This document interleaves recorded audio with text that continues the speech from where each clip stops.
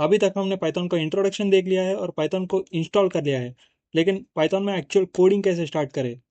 तो इस वीडियो में हम सीखेंगे पाइथन के वेरिएबल्स और सिंपल पाइथन प्रोग्राम्स को। Hello guys, welcome back to the programming path. तो प्रोग्रामिंग में वेरिएबल एक कंटेनर की तरह होता है जो डेटा को स्टोर करता है। जैसे रियल लाइफ में हम बॉक्स में चीज़ें रखते हैं, चीज़ें को स्टोर करते हैं, वैसे ही पाइथन में वेरिएबल डेटा को स्टोर करने के लिए यूज़ होता है। ओके, तो यहाँ आप एग्जाम्पल में देख सकते हो कि वेरिएबल को इस तरह से डिफाइन किया जाता है। लेफ्ट साइड वेरिएबल का नाम होता है, राइट साइड वैल्यू होता है, और बीच में इक्वल टू साइन जो है उसे असाइनमेंट ऑपरेटर कहते हैं। ये ऑपरेटर वेरिएबल में वैल्यू को स्टोर कराने के लिए यूज़ होता है। ओके, तो जब भी हम इस तरह का कोई सिंटैक्स लिखेंगे तो मेमोरी में 10 नाम का वैल्यू स्टोर हो जाएगा और उस मेमोरी लोकेशन को डिनोट करेगा अपना वेरिएबल। तो आप डेफिनेशन भी देख सकते हो, variables are used as names to refer to values stored in memory. तो जो भी हमने वैल्यू स्टोर किया है मेमोरी में, उस वैल्यूज को रिफर करता है अपना वेरिएबल का नाम।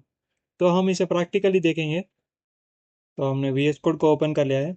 अब एक वेरिएबल नाम का फाइल क्रिएट करते हैं, वेरिएबल्स .py। तो फाइल क्रिएट कर लिया।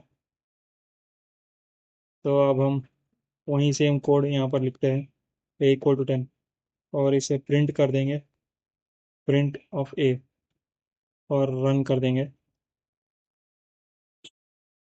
तो आप देख सकते हो 10 प्रिंट होके आ गया। इसका मतलब है a नाम के वेरिएबल में 10 वैल्यू स्टोर हो चुका है। तो जब भी हम a को प्रिंट कर रहे हैं, वो 10 अपने मेमोरी लोकेशन के वैल्यू को प्रिंट कर रहा है। तो इस तरह से वेरिएबल्स यूज़ होते हैं वैल्यूज़ को स्टोर करने के लिए या डेटा को स्टोर करने के लिए।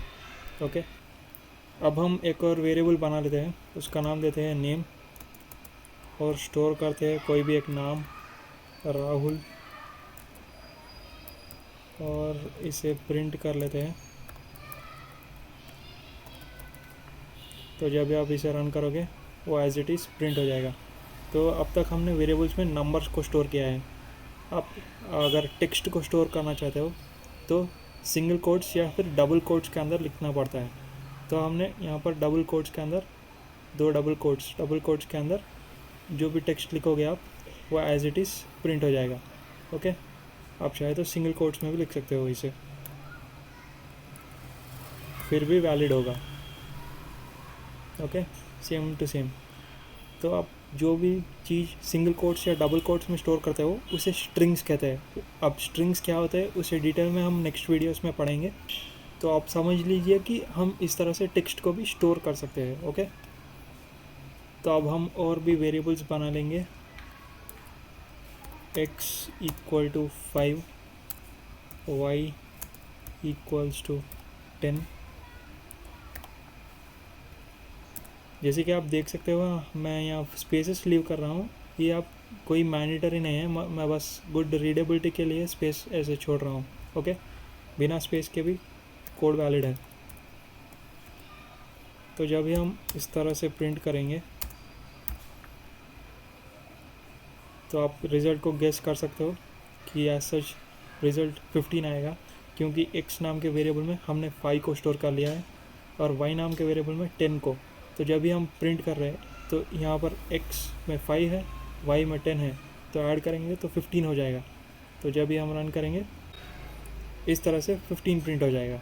ओके, तो वेरिएबल्स के साथ हम कैलकुलेशंस भी परफॉर्म कर सकते हैं। तो यहाँ इस तरह से हम वेरिएबल्स क्रिएट कर रहे हैं, पर वेरिएबल्स को नाम देने के लिए भी थोड़े रूल्स होते हैं जो हमें फॉलो करना पड़ता है। तो अब हम वो रूल्स देखते हैं। तो ये है वो रूल्स जो हमें फॉलो करना पड़ते हैं वेरिएबल को नाम देने के लिए। तो वेरिएबल का नाम कभी भी एक अल्फ़ाबेटिकल लेटर से स्टार्ट होना चाहिए या फिर एक अंडरस्कोर सिंबल से स्टार्ट होना चाहिए। ओके, तो वेरिएबल के फर्स्ट लेटर के बाद आप लेटर्स, नंबर्स, अंडरस्कोर का कॉम्बिनेशन बना के वेरिएबल का नाम बना सकते हो। पर वेरिएबल के नाम में आप स्पेसेस यूज़ नहीं कर सकते हो, और स्पेशल कैरेक्टर्स, अंडरस्कोर को छोड़ के आप कोई भी स्पेशल कैरेक्टर यूज़ नहीं कर सकते हो। ओके, और वेरिएबल का नाम कीवर्ड नहीं हो सकता। कीवर्ड का मतलब है पाइथन में थोड़े रिजर्व्ड वर्ड्स होते हैं जो पाइथन के लिए यूज़ किए जाते हैं। तो आप गूगल में सर्च कर सकते हो पाइथन कीवर्ड्स, वहाँ से आप कीवर्ड्स रेफ़र कर सकते हो। तो उन वर्ड्स को हमने तो उन वर्ड्स को हमें पाइथन की वेरिएबल्स के नाम की तरह यूज़ नहीं करना होता है। ओके, और लास्ट रूल है, पाइथन के वेरिएबल्स केस सेंसिटिव होते हैं। तो केस सेंसिटिव का मतलब होता है अपर केस और लोअर केस के लेटर्स के वेरिएबल नेम्स दोनों अलग अलग वेरिएबल्स के तरह ही काउंट किया जाता है। हम प्रैक्टिकली देखेंगे इसको। ओके, तो केस सेंसिटिव को कंडीशन, हम एक कैपिटल ए वेरिएबल बना लेते हैं, उसमें होगा 5 और स्मॉल ए वेरिएबल में हम स्टोर करेंगे 10। हम दोनों वेरिएबल्स को प्रिंट करेंगे, कैपिटल ए और स्मॉल ए। तो जब भी हम रन करेंगे हमें रिज़ल्ट आ गया कैपिटल ए का 5 और स्मॉल ए का 10। तो आप यहाँ पर प्रूव हो गया कि ये अलग वेरिएबल है, ये अलग वेरिएबल है, इसीलिए अलग अलग वैल्यूज प्रिंट हुआ है। अगर हम इस तरह से दोनों को स्मॉल ए देते तो स्मॉल ए को प्रिंट करेंगे तो यहाँ पर 10 जो भी लेटेस्ट डिक्लेयर हुआ है वहीं सेम प्रिंट हुआ है। यहाँ पर ये दोनों सेम वेरिएबल्स है, उसीलिए लेटेस्ट वाला प्रिंट होके आ गया। अगर कैपिटल ए और स्मॉल ए दोनों भी नॉन केस सेंसिटिव मतलब सेम होते तो लेटेस्ट वाला ही प्रिंट होके आता, पर वहाँ पर 5 और 10 अलग अलग प्रिंट हुए। तो इस तरह से वो दोनों अलग अलग वेरिएबल्स है। ओके, तो इस तरह से हम और भी वेरिएबल्स बना सकते हैं, जैसे मार्क्स इक्वल टू 85 और city equal to Hyderabad. Okay, और हम इसे प्रिंट कर सकते हैं, प्रिंट मार्क्स,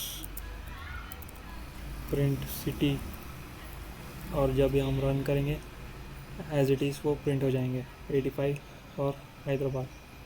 तो कंपनीज में मीनिंगफुल नेम्स देते हैं वेरिएबल्स के लिए।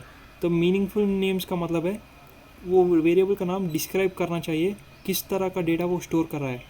जैसे कि आप यहाँ समझ सकते हो कि मार्क्स, ये 85 जो है वो मार्क्स है, ये हैदराबाद जो है वो सिटी है। तो इस तरह से समझ में आना चाहिए, क्योंकि एक्चुअल कोड्स कंपनीज में जो कोड्स लिखे जाते हैं वो बहुत ज़्यादा लाइन ऑफ कोड होते हैं। तो ऐसे ABCD XYZ नाम देने से बहुत ज़्यादा कन्फ्यूजन होता है और एरर्स भी आ सकते हैं। तो डेटा को स्टोर करें जब मीनिंगफुल नेम्स देने चाहिए वेरिएबल्स के लिए। ओके, इस वीडियो में हमने वेरिएबल्स और बेसिक प्रोग्राम सीखे। नेक्स्ट वीडियो में हम पाइथन डेटा टाइप्स डिटेल में सीखेंगे। चैनल को सब्सक्राइब ज़रूर करें for complete Python course. Thanks for watching.